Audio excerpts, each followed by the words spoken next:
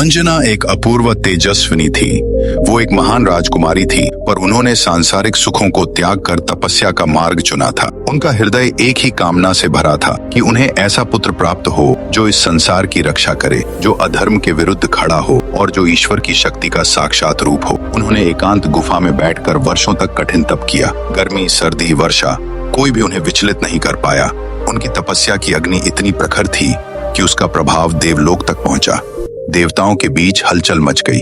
इंद्र को चिंता हुई, यदि इस स्त्री को वरदान मिला और उसका पुत्र अत्यंत शक्तिशाली हुआ तो क्या वह संतुलन को नहीं बिगाड़ देगा। पर ब्रह्मा बोले, यदि तप सच्चा है तो उसका फल देना ही होगा। इधर अंजना की आंखें बंद थी, पर उनकी आत्मा शिव को पुकार रही थी, हे महादेव, यदि मेरी भक्ति सच्ची है तो मुझे ऐसा पुत्र दो जो धर्म की रक्षा कर सके। उस प्रार्थना ने शिव को आंदोलित किया। कैलाश पर्वत पर ध्यान मग्न शिव ने अपनी तीसरी आंख खोली।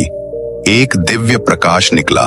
वह प्रकाश धीरे धीरे पृथ्वी की ओर बढ़ा और अंजना के हृदय में समा गया। वो शिव की शक्ति थी, एक वरदान, एक उत्तर, एक युगनायक के जन्म की घोषणा। वहीं दूर वनराज केसरी भी वर्षों से संतान की कामना कर रहे थे। वे पराक्रमी, धर्मनिष्ठ और शिव भक्त थे। विधि का विधान था। अंजना और केसरी का मिलन हुआ। कुछ समय बाद अंजना को अनुभव होने लगा कि उनके गर्भ में कुछ असाधारण पल रहा है। उनके चारों ओर प्रकृति में चमत्कार होने लगे। पुष्प वर्षा, गंधों की लहरें, पक्षियों की मधुर ध्वनि, मानो देवता स्वयं उनके चारों ओर मंडरा रहे हों। अंजना समझ चुकी थी, उनका पुत्र साधारण नहीं होगा, वो शिव का अंश होगा। वो एक युग की दिशा बदलेगा। वो होगा हनुमान।